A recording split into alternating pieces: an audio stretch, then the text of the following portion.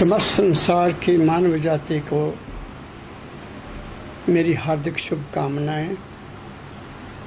मालिक सर्वव्यापक सर्वाधार सब मानव जाति के ऊपर कृपा करें और भारतवासियों के प्रति भी मेरी वही सद्भावना, सभी सुखी रहें, सुरक्षित रहें। जितने मुझे सुनने वाले हैं उनके प्रति भी मेरी सद्भावना। सच्चे दिल से चाहता हूँ सभी सुखी रहें, अपने अपने घरों में, अपने अपने बच्चों के साथ, अपने अपने परिवारों में उनको सुख मिले, आनंद मिले, शांति मिले, समृद्धि मिले और उस मालिक की दया मिले। सब इसी के साथ मेरी सबको बहुत बहुत प्यार भरा प्रणाम। इंसानी ज़िंदगी को वास्तव में चाहिए क्या? वास्तव में क्या चाहिए? शरीर की तंदुरुस्ती, शरीर के लिए भोजन, शरीर के लिए वस्त्र, रहने के लिए मकान और सुख का साधन, आमदन ठीक हो, परिवार आज्ञाकारी हो तो मन को शांति मिल जाती है। ये चीज़ें जो मैंने ज़िंदगी में अनुभव की मैं आपसे शेयर करता हूँ। मैं कोई प्राचीन बात नहीं करता, मैं आधुनिक युग की बात करता हूँ, आज की कलयुग की बात करता हूँ। हम कलयुग के प्राणी हैं। ये कला का समय है, कला मशीन। इसमें जो मेरी समझ में अपने सतगुरु परमदयाल जी बाबा फकीर जी महाराज जी के श्री चरणों में बैठकर जो इस जीवन को सुख, शांति और आनंद देने वाली हैं, प्रेम देने वाली हैं, मन को शांति देने वाली हैं, उस पर मैं आपसे आज बात करना चाहता हूँ। पहली बात यह है कि शास्त्रों ने हमारे जीवन को 4 खंडों में विभक्त किया हुआ है और उसमें हर खंड का अपना अपना कर्तव्य निश्चित किया हुआ है।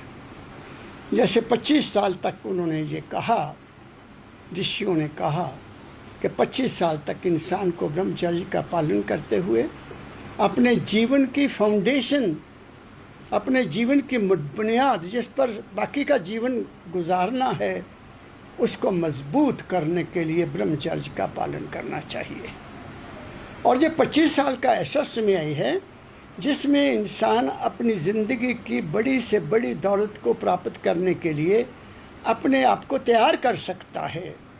अपने आप को सुरक्षित रख के, डिसिप्लिन में रख के, ब्रह्मचर्य का पालन करते हुए, अपने मन इंद्रियों पर नियंत्रण करते हुए अगर वो शक्ति को संजोए लेगा, अपने आप में एकत्रित कर लेगा, तो वो ज़िंदगी में कभी भी नाकामयाब नहीं हो सकता।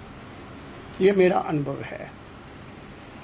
नंबर 1, पहली बात तो ये है कि जिसने जो 25 साल बर्बाद कर दिए अपनी ज़िंदगी के, वो कभी भी ज़िंदगी, आने वाली ज़िंदगी में कामयाबी नहीं प्राप्त कर सकता। बिजली चली गई, कोई चिंता की बात नहीं है, मैं बोलूँगा।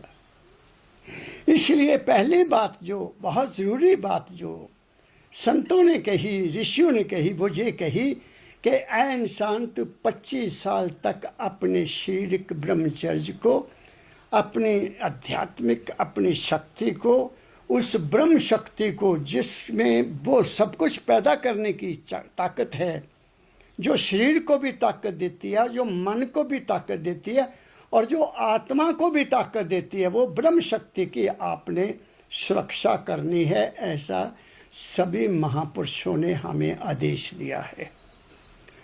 फिर क्या करना है? दूसरे नंबर पर क्या है? फिर ये है कि जब बच्चा पैदा होता है तो उसको क्या चाहिए? उसको रोटी चाहिए, उसको खाने को कुछ चाहिए। वो भूख महसूस करता है, वो कुछ हर चीज़ को पकड़कर मुंह में डालता है क्योंकि उसको भूख लगी है। तो दूसरी चीज़ क्या है? इस पेट की भूख को मिटाने के लिए हमें अपनी ज़िंदगी में अपने रोज़गार के लिए पूरा प्रयत्न करना चाहिए। और वो रोज़गार आपको कैसा मिलेगा?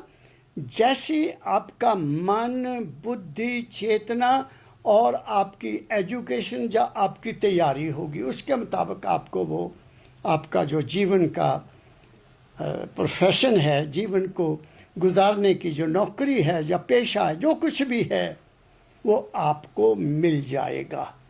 वो पुराना ज़माना अब चला गया। जो पैतृक बात काम करते थे वो पैतृक चीज़ें नहीं रही, बदल गया सब कुछ।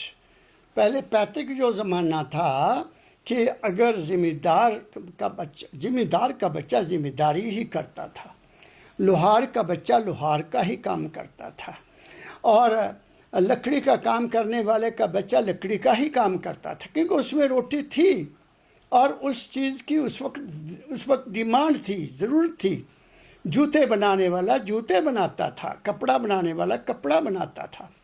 अब जूता गांव से बनने से उठकर बड़ी बड़ी फैक्ट्रियों में चला गया, कपड़ा बनना भी गांव में बंद हो गया, वो भी फैक्ट्रियों में चला गया। और ज़िम्मेदारी की बात करें तो वो भी मैकेनाइज्ड हो गई। पहले एक बच्चा होता था या 2 लड़के होते थे, वो ज़मीन आपस में बढ़ जाती थी। अगर अब 4 भाई हैं तो 4 भाई की ज़मीन बाप की कितनी कितनी आएगी। इसलिए ज़िंदगी का संघर्ष बहुत बढ़ गया है। इस ज़िंदगी के संघर्ष का मुकाबला करने के लिए ऐ इंसान, तुम्हें अपने आप को काबिल बनाना है। सर्वाइवल ऑफ द फिटेस्ट, जिसको कहते हैं अंग्रेजी में, सर्वाइवल ऑफ द फिटेस्ट। आपको समय के मुताबिक अपने आप को ज़िंदगी का संघर्ष करने के लिए तैयार करना होगा। अपनी रोटी आप कमाने के लिए आपको निर्भर होना पड़ेगा। अब ज़माना वो भी चला गया कि जब माँ बाप की सेवा बच्चे करते थे, वो भी ज़माना अब डिसअपीयर हो रहा है, दूर नजर आ रहा है, क्योंकि परिवारों का अपना ही गुजारा नहीं होता। बच्चों का, बीवी का, बच्चों, मैं देख रहा हूँ, इसलिए मैं कह रहा हूँ, बुजुर्गों को भी अपनी ज़िंदगी का स्वयं कोई ना कोई इंतज़ाम करना चाहिए। मेरे सतगुरु बाबा फ़कीर जी महाराज को दाता दयाल जी महाराज ने क्या आदेश दिया कि फ़कीर, अपनी कमाई करके खाना। और वो रिटायरमेंट के बाद भी मैंने उनको अपनी आंखों से देखा काम करते हुए। कभी चक्की पर काम किया, आटा पीसने वाली की, और कभी लकड़ी के अटाल पर काम किया। हालांकि पेंशन मिलती थी, इतनी पेंशन नहीं होती थी तब, और वो अपना गुजारे के लिए हमेशा काम में लगे रहते थे। इसलिए मैं क्या कहना चाहता हूँ कि ऐ इंसान, तू जहाँ तक हो सके अपनी ज़िंदगी पर अपने पाँव पर खड़ा होने की कोशिश कर। जो भी तेरे से काम होता है, कोई काम बुरा नहीं है। जिसने की शर्म उसके फूटे कर्म, एक मेरा बेटा कहा करता है, जो दुकान करता है, ईमानदारी से काम करता है। जिसने की शर्म उसके फूटे कर्म। कर्म करना, हाथों से कर्म करना, और शरीर की कर्म इंद्रियों से काम करना, कोई भी कर्म बुरा नहीं है। बुराई है इंसान की नीयत में, बुराई है इंसान के ख्याल में। कर्म में कैसे बुराई हो सकती है? और वो कर्म ऐसा होना चाहिए जिससे किसी दूसरे का नुकसान ना हो, ये भी ख्याल रखना। वो कर्म सबसे अच्छा है जिसमें आपका स्वार्थ नहीं है, किसी के बिगाड़ना नहीं आपके मन में। अगर किसी को बिगाड़ कर अपना काम करना चाहते तो फिर तुम बहुत बड़ा पाप कर रहे हो। दूसरी बात जो मैंने आपसे कही कि तुम अगर सुखी रहना चाहते हो तो अपनी ज़िंदगी को सेल्फ सफिशिएंट और सेल्फ डिपेंडेंट बनाओ। जो भी काम मिलता है काम करो। मैं आपको एक बात बताता हूँ, अपने जीवन की बात बताता हूँ। हम 2 लड़के थे जो कॉलेज में इकट्ठे पढ़ते थे, और उसका भाई तो कहो बड़ा ऑफिसर था, लेकिन आपको पता ही है कि आजकल भाइयों में क्या क्या होता है, क्या क्या नहीं होता, मैं कुछ कह नहीं सकता। तो हमने फैसला किया कि एमए तो हमने एग्ज़ाम दे दिया है, अब अगर हमें नौकरी ना मिली तो हम क्या करेंगे, हम घर में तो बैठेंगे नहीं। तो उसने कहा कि हम पंजाब यूनिवर्सिटी के आगे केले की मॉडर्न रेडी लगाएंगे। मॉडर्न रेडी क्या मतलब, नमक रखेंगे और नींबू रखेंगे, केले को काट कर उसमें नींबू डालेंगे और उसमें नमक डाल के फिर हम केला उसको देंगे। उसकी बहुत डिमांड होगी। मैं कहा बात तो आपकी ठीक है, मतलब सोच लिया था। लेकिन कुदरत की ऐसी, सतगुरु की इतनी कृपा हुई कि एमए करने के बाद जल्दी ही हमें नौकरियां मिल गई। उसको भी मिल गई, मुझे भी मिल गई। मेरा कहने का भाव क्या है, कोई भी नौकरी मिले, छोटी से छोटी नौकरी मिले। मैंने देखा है लड़के कहते हैं जी वहाँ तो 5-7 हज़ार मिलता है। अरे 7 हज़ार से 17 हज़ार हो जाएगा, फिर 27 हज़ार हो जाएगा। तुम तो शुरू में ही चाहते हो कि मैंने गप्फा मिल जाए। कोई ऐसा देने वाले नहीं। अगर आप उसके काबिल हैं तो आपको मिलेगा, ये भी बता देता हूँ आपको। If you are fit for that job, qualified हैं और आपने क्वालिफाई किया है उनके टेस्ट को, उनकी एग्ज़ाम को, तो तुम्हें वो भी मिलेगा। ऐसी कोई बात नहीं है। अगर जिम्मेदारी करते हो तो अब मॉडर्न जिम्मेदारी आ गई है, उसमें चले जाओ।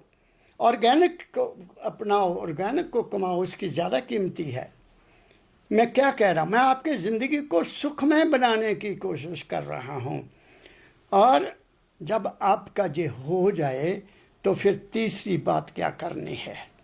तीसरी बात जो ज़रूरी है, जो मैंने देखा है कि हम अपनी जो हमारी आमदन है, हमारी जो हैसियत है, उससे ज़्यादा खर्च करते हैं और उसको अपना समझते हैं हमारी लोक लाज है। हमारी लाज, हमारी इज्जत कैसी रहेगी। लड़की की शादी करनी है या ये करना है या वो करना है, तो बड़ा मुश्किल होता था। मैं आपको अपनी बात सुनाता हूँ। हम गांव के रहने वाले, मेरी तीन बहनें थीं। 2 बहनों का तो मेरे पिताजी ने, जब मैं पढ़ता ही था तो एक गांव में सोसाइटी होती थी, वहाँ से कर्ज लेकर दोनों की शादी करते। कर्ज लिया, मुझे नहीं पता इस बात का। शादियाँ हो गई, 2 चले गए। जब तीसरी बहन की शादी करनी थी तो मैं नौकरी में आ गया था, कॉलेज में मेरी नौकरी लग गई थी। और फिर हमने क्या सोचा, अपनी वाइफ को मैंने कहा कि देखो हम जो लड़की की शादी करेंगे वो सिंपल करेंगे और अपनी इच्छा के मुताबिक करेंगे। तो उस वक्त क्या होता था कि गांव में आटे के मीठे गोगले बनते थे, मीठे गोगले। और जिस दिन लड़की को वो बटना लगता था, उसी दिन वो हलवाई आ जाता था तो क्विंटल बना के रख देने उसने, और वो हर घर में फिर वो दिए जाते थे गोगले, शाम को सबको बांटने। मैंने अपने पिताजी से कहा कि देखो पिताजी, इस वक्त आपने कोई चिंता नहीं करनी है, कोई पैसा नहीं लेना है किसी से, हम अपने ही सोर्सेज के बीच में ये शादी करेंगे। कहते बेटा लोग क्या कहेंगे। मैं क्या, आप कोई चिंता न करें, लोगों की बात आप छोड़ दीजिए, आपने देखना लोग दौड़े आएंगे। तो गोगले मैंने बंद कर दिए। जब गोगले बंद कर दिए तो शहर गांव में बड़ा मोहल्ला था, शोर मच गया, देखो जी ये क्या पढ़े लिखे लड़के आए हैं, इन्होंने ये कुरीति शुरू कर दी है, हम तो शादी में जाएंगे नहीं। ऐसा मैसेज आ गया। मैं कहा कोई बात नहीं पिताजी, आप चिंता न करो। तो मैंने क्या किया, गांव का जो सिस्टम था रोटी बनाने का वो मैंने बदल दिया। मैंने वो लाया, मैं इसको क्या कहते हैं आपके, घिया उसके तो मैंने उसको बता दिया बनाने वाले को, देख भाई मेरे मुताबिक रोटी बनानी है आपने। आपको कोफ्ते बनाने आते हैं? कहता भाऊजी मैं बना दूंगा, बेसन चाहिए और वो घिया चाहिए। मैं कहा कोफ्ते बनाना। नंबर 2, तुमने राजमा बनाने आते? गांव में राजमा नहीं जानते थे लोग। कहता भाऊजी जैसे आप कहोगे मैं बना दूंगा। मैं कोई नहीं, रात को उनको भिगो देना, माँ की दाल भी बीच में डाल देना, बस 2 ही चीज़ें बनती थी, एक सब्जी होती थी, एक दाल होती थी। और बाद में मीठा होता था, या हलवा होता था, या चावल होते थे। मैंने कहा नहीं, तू जलेबी बनाना, जलेबी बनाना। तो 3 चीज़ें। सुबह बारात आ गई, उनको भी कह दिया था कि आदमी ज़्यादा नहीं लगाना, कोई धाम धड़का नहीं होगा, रात को नहीं बारात आएगी, सुबह आएगी। ये भी मैंने सिस्टम तोड़ दिया।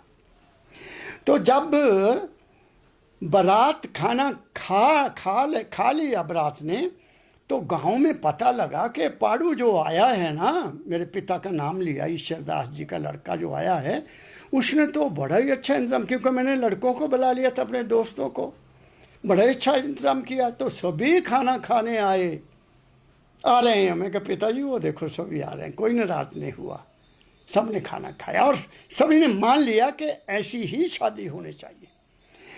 आपको पहली लाठी तो मारनी ही पड़ेगी किसी भी परंपरा को तोड़ने के लिए, किसी भी प्राचीन सिस्टम को तोड़ने के लिए आपको पहले तो स्टेप लेना ही पड़ेगा। और फिर मैंने पता किया पिताजी से कि आपने पहले कितना कर्जा लिया हुआ है। मैं वहाँ गया तो वहाँ क्या देखा, गांव में तो सीधे साधे लोग वो पैसे ले लेते थे और उसको लेकर अपना इस्तेमाल कर देते थे, लेकिन बीच में चढ़ाते नहीं थे। वो फरिश्त में नहीं लिखते थे कि पैसे आ गए। तो मैंने चला गया, मैं पढ़ा लिखा था, मैंने कहा बताओ तब सेक्रेटरी साहब क्या किया आपने? कहता क्या देखना बेटा, देख ले। मैं क्या, पिताजी ने ये भी पैसे दिए आपको, इस महीने भी दिए, इस महीने भी दिए, आपने तो उनको चढ़ाया ही नहीं है। तो वो मेरी तरफ लाल पीला हो गया, तुम ज़्यादा पढ़े लिखे आ गए हो, तुम ये हो वो हो, तुम्हारा ही पैसे पर, तुम्हारे ही पैसे पर डबल से 3 गुना ज़्यादा टैक्स लगाते हैं और क्या नाम ब्याज लेते हैं। तुम लोग कर्जा लेना बंद करो। और फिर तुम्हें बेचैनी होती है, तुम्हें बेचैनी इतनी हो जाती है कि तुम्हें सोना मुश्किल हो जाता है। फिर एक और बात मैं बता देता हूँ, मैं कर्ज से क्यों डरता हूँ। कर्ज लेना नहीं चाहिए, चाहे बैंक का हो चाहे किसी का हो। मैं जब प्राइवेट कॉलेज में लगा तो प्राइवेट कॉलेज का जो प्रेसिडेंट था उसकी इनकम बहुत थी, वो खास किसी परंपरा से गुरु था साधारण आदमी, लेकिन दुनिया उनको बड़ी मानती थी। तो जब 3 महीने मुझे जाते हो गए, मैं स्कूटर पर चला जाता था, 24 किलोमीटर था, कोई दूर नहीं था। तो उसने मुझे कहा साहब आपके लिए तो गाड़ी चाहिए। मैंने कहा बाबा जी उनको लोग कहते थे, मैं बाबा जी को लोग कहते हैं कि गाड़ी चाहिए। अगर इन्होंने मुझे गाड़ी ले दी और ले सकते हैं तो ड्राइवर भी दे देंगे, लेकिन किसी दिन भी वो मुझे कह देंगे कि साहब आज हमें गाड़ी चाहिए, तो फिर तू क्या करेगा भाई? Will become dependent upon this man. इन्हीं की गाड़ी, इन्हीं का ड्राइवर, तू तो इनको देखेगा, तू इन पर निर्भर हो जाएगा, तो शान से जीना सीख। तो मैं आया तो मेरे बैंक में कुछ पैसा था, मुझे जो रिटायरमेंट के बाद मिला कुछ पैसा था। मैं एक बैंक में गया, मैनेजर जानता था। मैंने कहा मैनेजर साहब ऐसा ऐसा विचार है गाड़ी। कहता लो कमल जी कमाल है, बोलो कितना पैसा चाहिए। तो उसने मेरे लिए कुछ पैसा सेंक्शन कर दिया और मैंने कार अपने आप खरीद ली। उस वक्त इतना मेरी पेंशन ज़्यादा नहीं थी, मेरी पेंशन ज़्यादा नहीं थी, गाड़ी मुझे चलानी नहीं आती थी। तो मैंने ड्राइवर रख लिया जिसने 1800 रुपया मेरे से महीना किया। वो सुबह मुझे ले जाता कॉलेज, कॉलेज से लाकर मुझे उतार देता घर में और गाड़ी खड़ी करके चला जाता। उसके बाद गाड़ी खड़ी है, मैं कहीं जाना तो क्या करूं? वो 2 किलोमीटर से आता था। चलो जैसे भी चलती रही। जब 2 महीने के बाद जब वो बैंक से इन्फॉर्मेशन आई कि आप किस्त दो 2500 रुपया महीना। अब मेरी पेंशन तो थी 4500 उस वक्त, और 2500 दे दिया उसको, बाकी क्या रहेगा मेरे पास 2000 में 1800 देना मैंने उसका क्या नाम है ड्राइवर का, बाकी 200 रुपये से तो मैं क्या करूं? मैं कहाँ से उसमें पेट्रोल डालूंगा? जहाँ मेरे लिए अपने को ज़रूरत पड़ी तो कैसे मैं लूँगा? आपको सच बताता हूँ, मुझे 15 दिन तक नींद नहीं आई, नींद ना आई रात को। मैंने कहा तुमने क्या मुसीबत ले ली? लेकिन मेरे पास एक प्लॉट था 1 कनाल का ज़मीन का, मैंने खरीदा हुआ था, किश्तों पर लिया हुआ था। मैंने कहा क्या करना उसको, अगर नींद ही ना आए मैं प्लॉट को क्या करना। मैंने बच्चों को भी नहीं पूछा, किसी सज्जन को कहा मैंने प्लॉट बेचना है। 62,000 में मैंने लिया था उसको, किश्तों में लिया था। कहते बहुत अच्छी बात है, मेरे दामाद को चाहिए। मैं कहा ठीक है, अगर दामाद को चाहिए तो जो भी आप देंगे मैं ले लूँगा। मैंने उनको ये भी नहीं कहा। मैं कहा देखो मैं बैंक के पैसे देने हैं और मैं कभी कर्जा लिया नहीं, इसलिए मैं बेचैन हूँ। उसने कहा कि आप कहते आ जाओ। मैंने वो प्लॉट उनको दे दिया और बैंक के पैसे उतार दिए। मैं बहुत खुश हुआ। मैं आपको क्या कहना चाहता हूँ, हमें ज़िंदगी में कभी, उसके बाद मैं आज तक, फिर तो उसके बाद मेरी पेंशन रिवाइज हो गई। अब तो मौज ही मौज है, बाबा जी महाराज की कृपा है, मेरे सदगुरु की। कर्ज लेकर अपनी नाक को बचाने की कोशिश मत करो। जितनी तुम्हारी इनकम है उसमें गुजारा करने की कोशिश करो और कुछ बचत करो ताकि तुम्हारे काम आ सके। तो ये मैं तीसरी बात आपको कही है। और चौथी बात मैं क्या कहना चाहता हूं, जो और भी इम्पोर्टेंट है, कि जहां तक हो सके घरों में सुख और शांति रखो, सहनशील होने की कोशिश करो। मैं पहले कह चुका हूं कि तुम ये जहां भी तुम जाओ, मैंने सुना हुआ है बचपन से, आम ढिंढोरा यही पीटा जाता है, काम क्रोध लोभ मोह अहंकार तुम्हारे शत्रु हैं। मैं इस बात को मानने से इनकार करता हूं। यह कुदरत की देन है, यह हमारी 5 कर्म इंद्रियों की सिफ्त है। हमारे 5 कर्म इंद्रियां जो है ना, जो पृथ्वी तत्व है उसकी अपनी हैसियत है, उसकी अपनी नेचर है। जल की अपनी नेचर है, अग्नि की अपनी नेचर है, वायु की अपनी नेचर है और आकाश की अपनी नेचर है,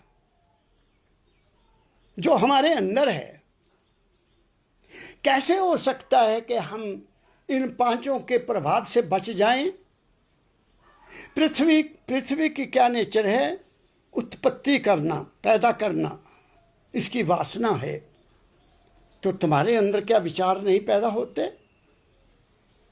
जब तक वो हमारे अंदर है तो विचार पैदा होंगे, क्योंकि इसमें पृथ्वी तत्व है, पैदा होंगे विचार।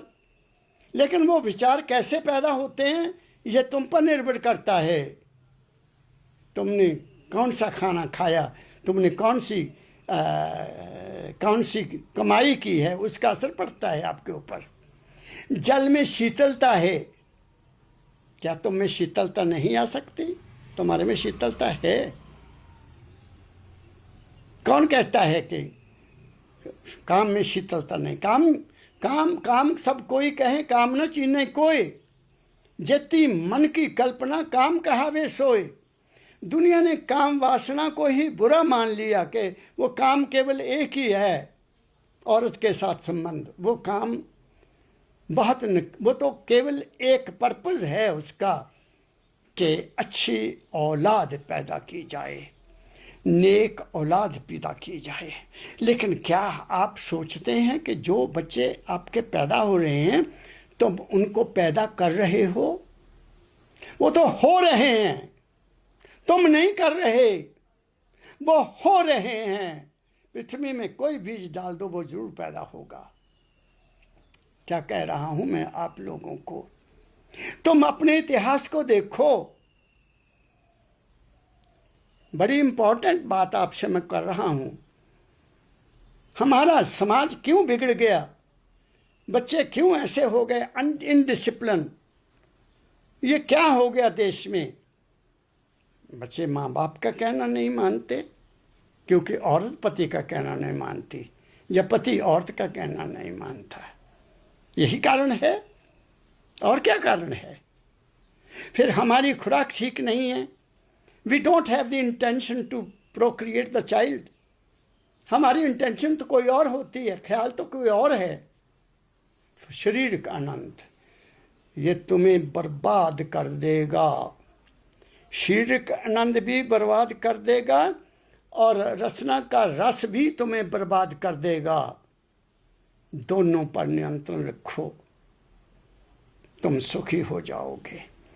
यदि अभिमन्यु अपनी मां के गर्भ में होते हुए अपने पिता की वो कहानी सुन रहा है चक्रव्यूह की, और उसको पता लग रहा है कि चक्रव्यूह में कैसे जाना, पेट में ही, और जब बड़ा हुआ युद्ध में उसने कहा मैं अंदर जाऊंगा। कैसे कैसे जाओगे, तुम्हें क्या पता? कहते मुझे पता, पिता ने जब माँ को कहानी सुनाई थी तो मैं सभी सुनी हुई है, लेकिन बाहर नहीं मैं आ सकता क्योंकि मेरी माँ सौ गई थी। वो बीच में जो ट्रांसमीटर था वो टूट गया था। अकबर के बारे में कहा गया है कि जब शेरशाह सूरी ने जहांगीर को हरा दिया, उसके हुमायूं को हरा दिया, तो उसको दिल्ली छोड़कर भागना पड़ा और कहीं जाकर किसी राजा के शरण लेनी पड़ी। बहुत दिनों तक वहां रहा। उस वक्त ये अकबर पैदा होने वाला था। तो कहीं जब वापस आया, शाम को सैर करते हुए आए वो बाहर से, तो उनकी बेगम जमीन पर नक्शा बना रही थी। नक्शा उसने पूछा, हुमायूं ने पूछा, बेगम ये जमीन पर तुम क्या कर रही हो? कहती मैं बहुत बड़ा काम कर रही हूँ। मेरे गर्भ में जो बच्चा पल रहा है, मैं चाहती हूँ कि वो इतने बड़े भारत का राजा बने जितने भारत का मैंने नक्शा बनाया है। और ऐसा ही अकबर हुआ। कहाँ गए हमारे 16 संस्कार? कौन मानता है 16 संस्कारों को? आज हम अपनी संस्कृति का तो राग गाते हैं। कोई चल रहा है, किसी भी धर्म वाले को पूछकर देख लो, सीख लो। 25 साल से पहले निर्णय कर लो कि हम शादी ऐसी करेंगे जो सिंपल होगी, और फिर हम 2 बच्चे पैदा करेंगे, वो इच्छा से पैदा करेंगे, जैसा चाहेंगे वैसे बच्चे पैदा हों। देखो तुम्हारा जीवन स्वर्ग हो जाएगा। मैं अपनी बात तो क्या करूं, मेरे 3 बच्चे हैं। बाबा जी की संगत थी, बड़ी कृपा है, बहुत आनंद में हूँ, कोई मुझे चिंता नहीं है। क्या कह रहा हूँ मैं आप लोगों को? इसलिए ये बात मानो, मेरी बात को। अगर सुखी रहना चाहते हो, नहीं सुखी रहना चाहते तो दुनिया ऐसी भी है जहाँ eat drink and B Mary, खाओ पियो और आनंद लो, और जहन्नम में जाओ। अरे जिसका जीवन यही सुखी नहीं है, जिसको यहाँ ही शांति नहीं है, जिसका लोक सुखी नहीं है, वो परलोक सुखी कैसे हो सकता है? इसलिए इस लोक को सुखी करो। क्या कहा मैंने? और फिर तुम सभी तो लोग उस अध्यात्म के तो अधिकारी है नहीं हो, तुम दुनियादार हो। गुरु तुम्हें मिला या नहीं मिला, मुझे इससे कोई लेना देना नहीं है। लेकिन मैं यूं जरूर कहूंगा कि बिन गुरु ज्ञान न उपजे साधो, लो गुरु की शरणाई। अगर दुनिया में ज्यादा सुख प्राप्त करना चाहते हो, आपका कोई ना कोई हितकारी, कोई ना कोई गाइड, कोई ना कोई समझाने वाला, कोई ना कोई रास्ते पर तुम्हें लाने वाला, इस जिंदगी में कैसे जीना है पहले तो वो सिखाए आपको। ये मैं गुण आपको बता दिए। और तीसरी चौथी बात के, दुनिया में सुखी रहना है तो दुनिया की बुराई देखना बंद कर दो। किसी में कुछ भी बुरा नहीं है। जो जैसा कुदरत ने बनाया है वो वैसा इस दुनिया में करने के लिए मजबूर है। तुम उसको क्या कर सकते हो? जब तक वो खुद ना बदलना चाहे, उसको कोई भी नहीं बदल सकता। जो खुद बदलना चाहता है वो ही बदलेगा। जो खुद नहीं बदलना चाहता, उसको कोई गुरु, कोई संत, कोई देवी, कोई देवता बदल नहीं सकता। क्या कह रहा हूं मैं आप लोगों को? इसलिए जितना जल्दी हो सके अपने अंदर बैठकर सोचो कि तुम हो कौन, तुम क्या कर रहे हो, तुम्हारा कर्म कैसा है और तुम्हारी सोच कैसी है। वेद मार्ग में तो लिखा है शिव संकल्पमस्तु, ये वेद मार्ग है, गृहस्थियों के लिए है। घरों में शांति, शुद्ध विचार, भाईचारा, एकता, प्रेम, एक दूसरे की मदद करना, यही है ना हमारा सनातन धर्म। जा कोई भी धर्म ले लो, कौन सा धर्म है जो ये सिखाता है कि एक दूसरे के सिर काटो? अगर कहता है तो फिर वो धर्म नहीं है, तो कुछ और है। मैं उसको धर्म का नाम नहीं देता। धर्म तो क्या है? धर्म आधार है हमारे जीवन का। दया धर्म का मूल है। दया, दया कोई भी धर्म है, दया धर्म का मूल है। पाप पाप क्या है? अभिमान, क्या कहते हैं, अभिमान जो है वो सबसे बड़ा पाप है। पाप मूल अभिमान, ऐसा कहा गया है, मुझे भूल गया था। अभिमान किस बात का? कुछ लाए थे साथ, हम तो अपने संस्कारों के मारे हुए आए, अपने पिछले कर्मों को भोगने के लिए यहां आए, और उन्हीं कर्मों को भोगने के साथ साथ और कर्म अपने ऊपर ले रहे हैं। तो उसी चक्की में पिसते जाओगे, आए जाओ, जन्म लेते जाओ, मरते जाओ, जन्म लेते जाओ, मरते जाओ। तो मेरे सुनने वाले प्यारेओ, मैं क्या कह रहा हूं आपसे? मैं कह रहा हूं कि जीवन को सुखदायी बनाना, जीवन को आनंदमय बनाना, जीवन को अपने सुख के लिए रहने का सारा इंतजाम करना तुम्हारे अपने हाथ में है। अब तुमने देखना क्या करना। और तीसरी एक और बात आपको कह देता हूं, अगली बात जो बहुत जरूरी है, कि हमारे जैसे जीवन का आधार है, जैसे मैं कह देता हूं, पहले भी कह चुका हूं, हमारे शरीर का आधार, हमारे शरीर की तंदुरुस्ती, हमारे शरीर का बनावट, हमारे शरीर का बना रहना, ये भोजन पर निर्भर है। भोजन इसका आधार है। भोजन से ही सब कुछ बनता है। हड्डियां बनती हैं, मांस बनता है, मज्जा बनती है, बीज बनता है, सब कुछ इसी से बनता है। जैसा खाइए भोजन, उसके मुताबिक आपका शरीर बनेगा।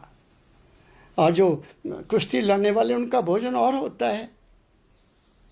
रेसलिंग करने वाले जो हुए हैं, वो उनका भोजन और होता है। जिनकी लिफ्टिंग, उनका भोजन और होता है। जो सिंपल जीवन व्यतीत करने वाले हैं,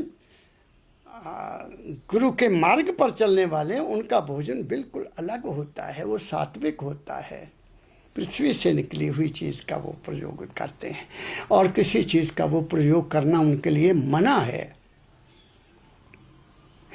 और हमारे मन का आधार क्या है? हमारे मन का सहारा चाहिए हमें। मन को क्या चाहिए? मन को सहारा चाहिए। बचपन में माँ का सहारा, बड़े हुए भाइयों का सहारा, फिर पढ़ने लग गए तो दोस्तों मित्रों का सहारा, टीचर्स का सहारा मिल रहा है ना, गाइड मिल रहा है ना। और सबसे बड़ा सहारा किसका? जो हमें जीने का राज बताए, जो हमें इस जिंदगी का राज बताए, उसको गुरु कहते हैं। उसको गुरु कहते हैं। गुरु मत में उसको गुरु कहते हैं। संत मत में उसको संत मत में भी उसको गुरु कहते हैं। सनातन धर्म में उसको पुरोहित कहते हैं, आचार्य कहते हैं। और देखो, बड़े ऋषियों के भी गुरु हुए हैं। कोई गुरु के बगैर तो कोई हुआ नहीं। अवतार भी गुरु के बगैर नहीं हुआ। पता नहीं आप मानते हैं या नहीं मानते, मैं नहीं इसके ऊपर जाता। मानो ना मानो आपकी मर्जी, लेकिन एक मालिक तो है ना, एक परम तत्व तो है ना। जिसको किसी ने खुदा कहा, किसी को अल्लाह कहा, किसी ने गॉड कहा, किसी ने वाहिगुरु कहा, किसी ने ईश्वर कहा, किसी ने परमेश्वर कहा, किसी ने राम कहा, किसी ने कृष्ण कहा। एक बात और कह देता हूं, त्रेता से पहले राम तो थे नहीं, फिर भी दुनिया उस मालिक को मानती थी। द्वापर में कृष्ण भगवान आ गए तो हमने कृष्ण जी को मानना शुरू कर दिया। उस वक्त राजाओं को ही माना जाता था, उन्हें को ही परमेश्वर की नज़र से रखा जाता था, क्योंकि वो रक्षा करते थे, वो तुम्हारी सुख सुविधा का ख्याल करते थे, इसलिए उनको परमेश्वर कहा गया। और हमारे शास्त्रों ने तो कह दिया कि ये 33 करोड़ देवता हमारे शरीर में है, और 5 का तो उन्होंने खुला जिक्र किया हुआ है। कौन कौन से हैं? गणेश जी मूलाधार में रहते हैं, ब्रह्मा जी इंद्री में रहते हैं, विष्णु जी नाभि में रहते हैं, और भगवान विष्णु शिव हमारे हृदय में रहते हैं, और शक्ति हमारे कंठ में रहती है। शास्त्र कहते हैं, मैं नहीं कहता। मैंने इसको अनुभव किया कि वो हैं, अंदर ही हैं। अब तुम बताओ, तुम बाहर में भागे हुए हो, मैं कटाक्ष नहीं करता। तुमने अपने खाने का भी विचार नहीं किया, जैसा खाओगे उसका असर हमारे मूलाधार पर पड़ेगा। क्या कह रहा हूं मैं? गणेश बिगड़ जाएगा। दुनिया को कितने बवासीर हो जाती है, कॉन्स्टिपेशन हो जाती है। क्या कहते हैं, मेरी सुनो बात आप ध्यान से। आता नहीं है टीवी पर, देखा मैंने।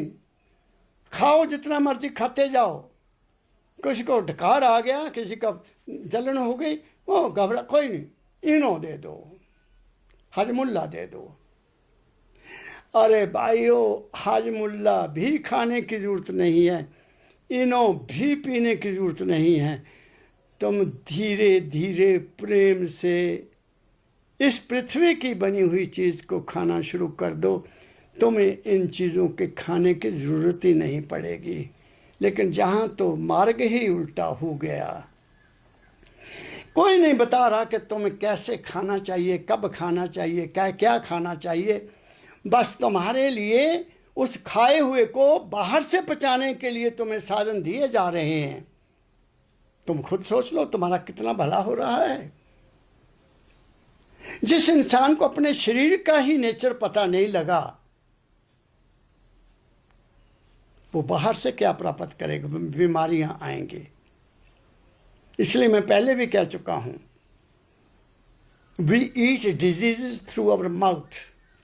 हम सभी बीमारियों को अपने मुंह के अंदर से खाते हैं, और हम अपने मानसिक बीमारियों को अपनी आंखों से और अपने कानों से अपने अंदर उतारते हैं, और अपनी ज़बान से भी हम उन बीमारियों को लेते हैं। जब किसी की बुराई करते हैं तो हमारे शरीर पर भी उस बुराई का असर होता है। जब हम किसी की बुराई सुनते हैं और उसका साथ देते हैं तो भी हमारे शरीर पर उसका असर होता है।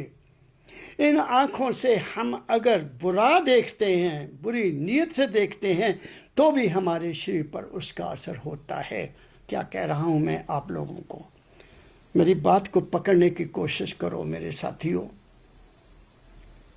तो अग्नि की तो तपश है, अग्नि हमारे अंदर है।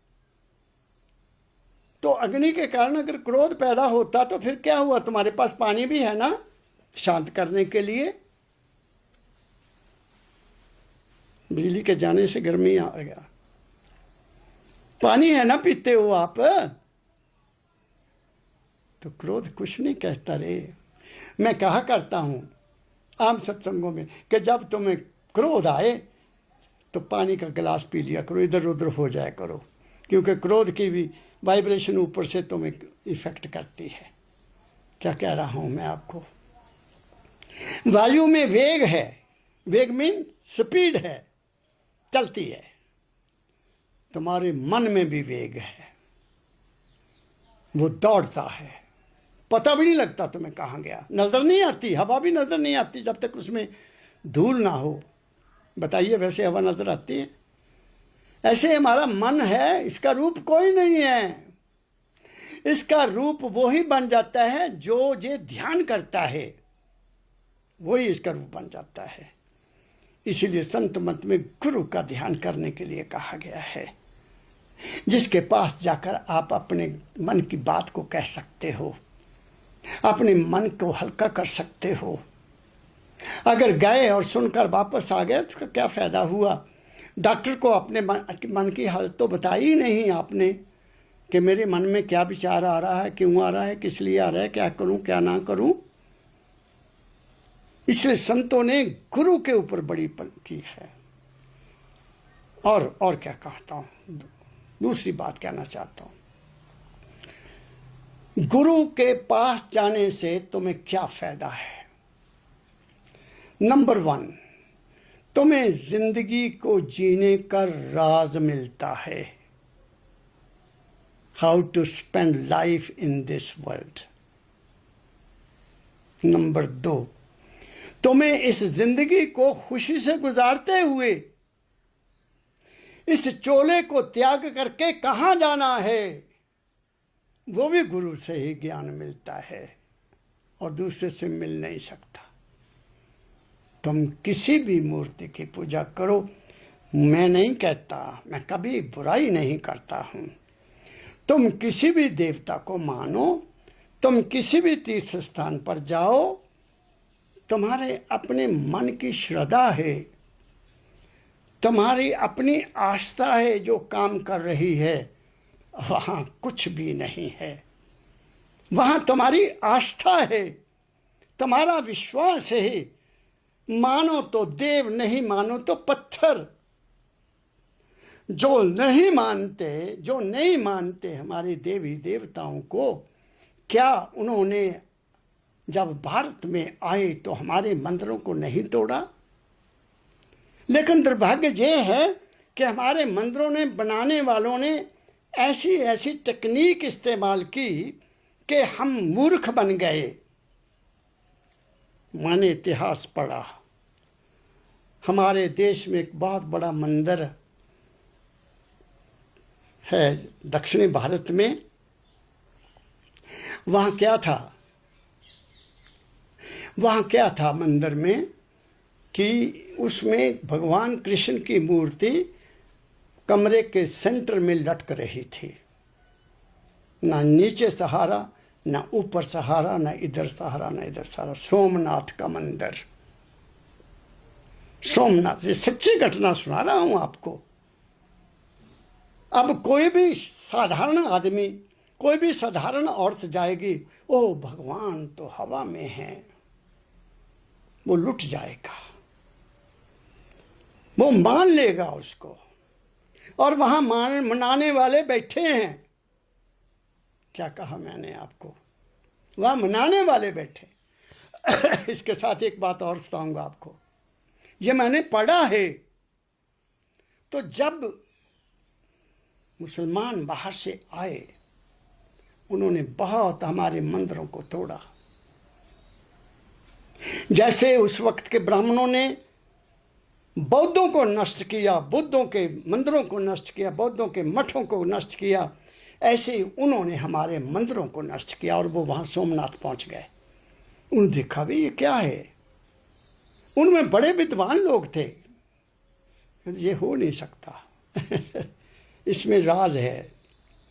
इनकी दीवारों को देखो क्या लगा है, चारों दीवारों को, नीचे भी, ऊपर भी, इधर भी, उधर भी, चारों तरफ देखो क्या है दीवारों में, जमीन में क्या है। तो उन जमीन में, ऊपर भी, छत में भी, इधर भी, आगे भी, पीछे भी चुंबक लगाए हुए थे, चुंबक। और वो मूर्ति लोहे की थी। इतनी प्रोपोर्शनेट ढंग से उस मूर्ति को वजन बना के दरमियान में छोड़ा कि वो दरमियान में लटक जाए, इधर से भी कशिश, इधर से भी कशिश, ऊपर भी कशिश, नीचे भी, ना उधर को जाए ना इधर को जाए, पैरेलल बना दिया। ये हमारे पुराने धर्म की बात मैं कर रहा हूं, पता नहीं वो धर्म था या क्या था। मैं न्यू जर्सी में था, तो जिनके पास मैं ठहरा था वो कहते बाबा जी आज हम आपको एक मंदिर बताएंगे, बहुत ज़बरदस्त मंदिर है यहाँ। मैंने कहा अच्छा, मैंने क्या लेना मंदिर से। नहीं, कहते चलो तो सही। मैं कहीं जाना नहीं पसंद करता, सैर मेरा मकसद नहीं है। लेकिन उनकी बेटी ने गाड़ी निकाल ली, चलो मैं भी बैठ गया, बच्चे भी बैठ गए। कोई 15-20 किलोमीटर दूर शहर से, शहर में कुछ नहीं है, वो कहीं बहुत दूर बहुत बड़ा मंदिर बना हुआ है, संगे मरमर लगा हुआ है, गेट बना हुआ है। तो जब हम एंटर हुए तो वहां एक पंडित जी खड़े हैं। तो एंट्रेंस से अंदर एक मूर्ति बनाई हुई है, ऐसे लटक रहे, वो भी ऐसे क्या नाम, संगे मरमर की छत में लगाई हुई है।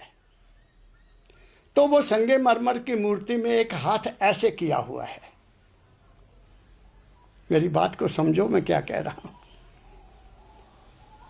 तो वो मुझे कहता आइए साहब आइए, देखिए महापुरुष ने आपका स्वागत कर लिया है सिर के ऊपर। मैं क्या पंडित जी आप किससे बात कर रहे हैं? आप किससे बात कर रहे हैं? वो तो पत्थर है, मैं उनसे मिलना चाहता हूं जो यहाँ के महंत हैं, वो बताइए कौन है। कहते नहीं जी यहाँ वो सामने मूर्ति है, वो भी एक मूर्ति बस, और 2-3 पंडित इधर बैठे हुए हैं, वो अपनी जंत्रियां देख रहे हैं। हमारे भारत के लोग वहाँ भी ऐसे हैं। और पीछे चले गए तो पीछे बहुत बड़ी दुकान उसी मंदिर की, काफ़ी महंगी। मैंने कहा मैंने कुछ नहीं लेना, चाय कुछ नहीं पीनी, बच्चों को कुछ ले दिया उन्होंने। दुकानदारी है और क्या है, बुरा मानो चाहे अच्छा मानो भाई, मन मंदर तन बेस कलंदर, घट ही भीतर ना आवे, एक शब्द मेरे प्राण बसत है, बाहर जन्म ना आवे। महापुरुषों की वाणी है। तुम्हारा तन में मन में मंदिर है, मन अंदर, ढूंढ मुझको अपने मन में, मैं तो तेरे पास हूं। यही संतों ने कहा। मैं को झूठ बोल रहा हूं? मैं को तुम्हें गुमराह नहीं कर रहा हूं? मैं तुम्हें कहता हूं कहीं ठहर जाओ। तुम्हारी जिंदगी को बनाने वाले तुम हो, जन्म देने वाला वो है। तुम्हारी वासना के अनुसार, तुम्हारी इच्छाओं के अनुसार, तुम्हारे कर्मों के अनुसार तुम्हें जन्म मिलता है। और मानव जन्म तो अति दुर्लभ है। पता नहीं कितने जन्मों के बाद मुझे ये चोला मिला। उसकी कृपा हुई तो मुझे सतगुरु मिला। सतगुरु की कृपा हुई तो ये भेद का पता लगा। उस भेद के आधार पर जीवन बनाकर मैं आपसे शेयर कर रहा हूं। ना कुछ लेना ना कुछ देना। मुझे तो बचपन से ही पता लग गया था, जब मैं 6ठी क्लास में था। किस बात का? जब मां ने यह कहा कि बेटा गुरु के बगैर जिंदगी किसी भी काम की नहीं है। तेरे सवाल, तेरे भ्रम, तेरा भय दूर होगा तो गुरु से होगा। और मैंने मान लिया कि मुझे गुरु मिलेगा। मैंने मान लिया कि मुझे गुरु मिलेगा और उसके लिए अंदर में एक अग्नि पैदा कर ली। और सदगुरु मिले, परम तत्व मिले और परम दयाल जी के रूप में मिले। जब मैंने अपनी माँ को जाकर बताया, जिस दिन मैं महाराज जी के दरबार में पहले दिन गया, वहाँ शब्द पढ़ा, घर जाके माँ को बताया, मैं जाने के बाद मत्था टेकता था अपनी माँ को, क्योंकि मैं शहर में रहता था। मैं कहा माँ आज मुझे संत मिले, मेरे गुरु मिल गए। कहती बेटा देख ले, तेरी भूख मालिक ने पैदा पूरी कर दी। क्या कह रहा हूँ मैं? गुरु बिना गत नहीं, शाह बिना पत नहीं। इसलिए भरोसा किसका करना? उस मालिक का भरोसा कर लो। मैं 2-4 लाइनें तुम्हें दाता दयाल जी महाराज की सुना देता हूं। आज बिजली नहीं है, क्यों सुनाना चाहता हूं? क्योंकि मेरी जिंदगी इसी के कारण बनी। दाता दयाल जी ने बहुत प्यारा शब्द लिखा, बहुत लंबा है, लेकिन मैं 5-4 लाइनें सुनाकर आपको समाप्त करूंगा। और कहना क्या चाहता हूं, ऐ इंसान, तेरी जिंदगी तेरे हाथ में है, लेकिन हस्ती उस मालिक की है, और उस मालिक की अंश तेरे अपने अंदर है, जिसको सुरत कहते हैं। वो तुम्हें अंदर से इशारा भी करती है, तुम सुनो ना सुनो। मैंने इसको महसूस किया है। वो हस्ती सुरत रूप में हर इंसान के अंदर है, और जब तुम कोई भी बुरा कर्म कर लेते हो, कोई बुरी वाणी बोलते हो, कोई बुरा देखते हो, या कोई बुरा सुनते हो, या कोई बुरा खाते हो, तो वो तुम्हें अंदर से तुम्हें जरूर कुछ ना कुछ कहती है। तुम उसको नहीं सुनते, इसलिए तुम इस दुनिया में दुखी हो। क्या कह रहा हूं मैं? यही मेरे दाता ने मुझे समझाया हुआ है। तू अपने घट की आवाज को सुन, घट की आवाज को सुन, जिसके बारे में दाता दयाल जी ने कहा है, घट में दर्शन पाओगे, संदेह इसमें कुछ नहीं। मैं तो हूं घट में तुम्हारे, ढूंढ लो मुझको वही। सुरत मेरा रूप है। क्या कहा उन्होंने? सुरत मेरा रूप है। जब आपने गुरु को माल के कुल मान लिया, परम तत्व मान लिया, इंसान नहीं माना, इंसान गुरु तो इंसान हो ही नहीं सकता। पूर्ण इंसान गुरु है, साधारण नहीं। इसके बारे में मैं पहले बोल चुका हूं। जब इंसान पूर्ण हो जाता है वो गुरु है। अरे गुरु ही नहीं, वो परम तत्व का स्वरूप हो जाता है। क्या कहा मैंने?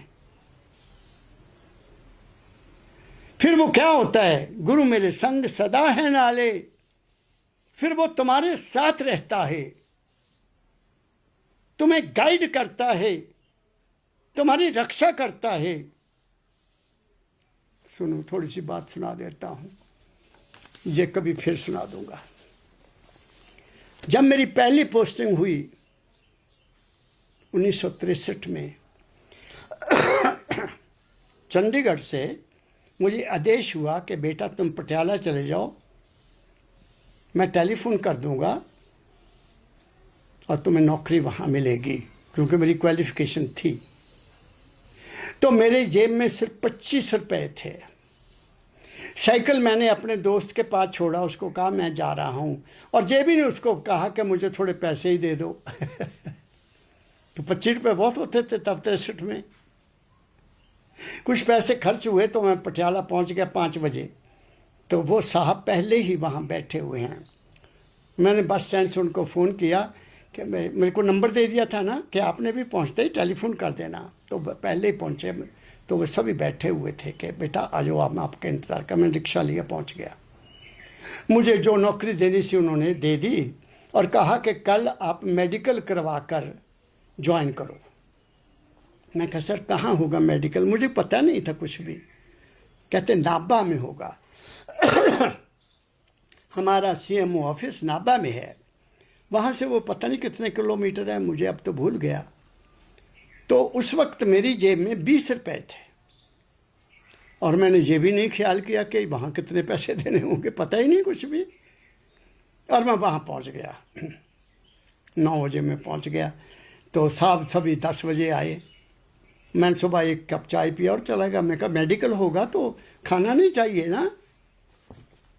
मेरे सुनने वालों ध्यान से सुनना, 16 रुपए मेरे से उन्होंने जो एग्जामिनेशन फी वो जमा करवा ली, 4 रुपए रह गए।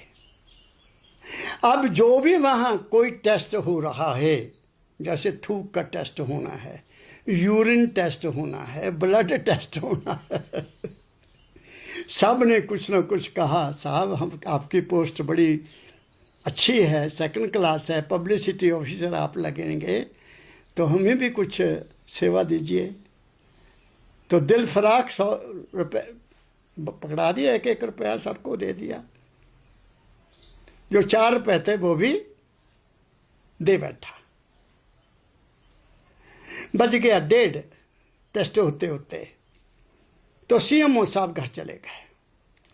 चपड़ासी कहता, हाँ चपड़ासी को भी 1 रुपया दिया था मैंने।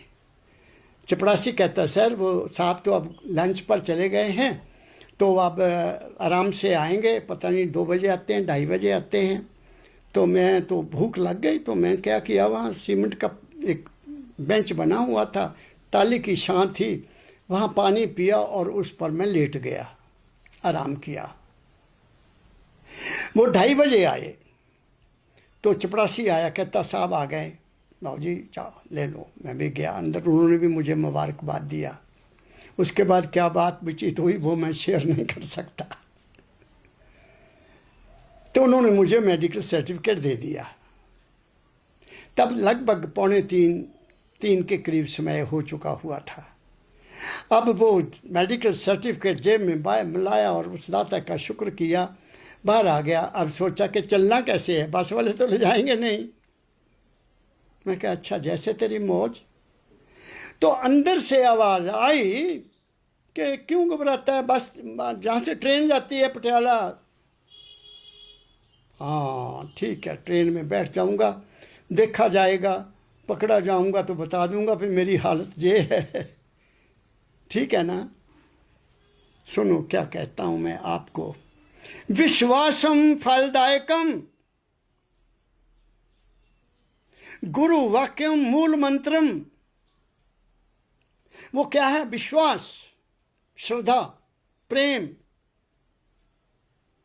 जब मैं कोई 50 मीटर पता किया कहाँ जाती, किधर जाती है ट्रेन, किसी ने बताया मुझे कि बाबूजी ये सीधी सड़क वहाँ जाती है, इतना होगा यहाँ से 2 किलोमीटर। और अगस्त का महीना, गर्मी बड़ी, चल पड़ा, मालिक के गुण गाता हुआ, नौकरी मिल गई, आपकी कृपा हो गई। तो 50 या 60 मीटर गया हूँगा, 100 मीटर गया हूँगा, एक लड़का बड़ा सुंदर आया पीछे साइकिल से। कहता अंकल जी साइकिल पर बैठो, आपने स्टेशन जाना है ना। मैं क्या हाँ बेटा। कहता बैठो। मैं बैठ गया, शुक्र किया, लो भाई साइकिल आ गया। और वहाँ हम पहुँच गए। उस लड़के ने साइकिल स्टैंड पर खड़ा किया और मुझे कहता बाबूजी आओ, अंकल जी आओ। वो मुझे अंदर ले गया तो अंदर चाय का स्टॉल था, वहाँ बैठा। कहता आप यहाँ बैठिए, गाड़ी में अभी समय है। मैं बैठ गया, हवा चल रही थी। तो इतने में एक प्लेट में काफ़ी बिस्किट्स और एक बड़ा कप चाय का मेरे सामने आ गया। मैंने उस लड़के को बुलाया, मैं कहा बेटा बात सुन, मैं तो चाय का ऑर्डर नहीं दिया। मैंने कहा मैं अगर पी ली चाय, बिस्कुट भी खा लिए तो उन्होंने तो मुझे गले से पकड़ लेना, पैसे ला भाई। कहते नहीं जी, वो बाबूजी बोल कर गए हैं आपके लिए चाय के लिए। मैंने शुक्र किया और वो चाय भी पी ली और बिस्कुट भी खा लिया और मुझे काफ़ी राहत मिली भूख से। वो कोई 15 मिनट के बाद आया लड़का, वो सुंदर लड़का, उसकी मूर्त मेरे सामने घूम रही है। उसने क्या किया, वो ticket from Nabha to Patiala, उसको नहीं पता कि मैंने कहाँ जाना है, मैंने नहीं बताया, वो टिकट मेरी जेब में डाला और 8 आने भी मेरी जेब में डाले। मैं कहा नहीं बेटा, आपका बहुत शुक्रिया, यही काफ़ी है मेरे लिए, आपने टिकट ले दिया, चाय पिला दी, आप हमेशा खुश रहो, मालिक आपको तंदुरुस्ती बख्शिश करे, इन पैसों की ज़रूरत नहीं है। उसने मुझे पता क्या कहा, गाड़ी जब पहुंचेगी अगर वहां बारिश होती हुई तो घर कैसे जाओगे? मेरी बात को पकड़ो, गुरु की सहायता, गुरु के साथ होने का प्रमाण दे रहा हूं।